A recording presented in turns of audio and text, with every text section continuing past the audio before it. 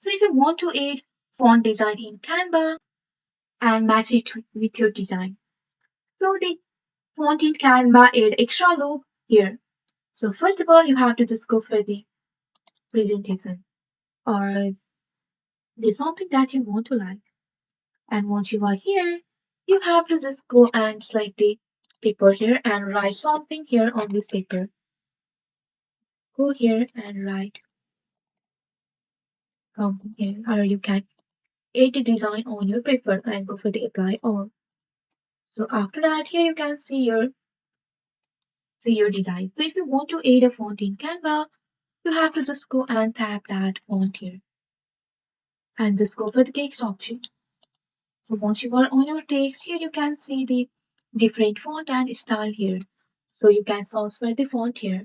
So just type the fonts here and you will see the variety of font that you want to apply on this. So you have to copy this all and just go for this one here.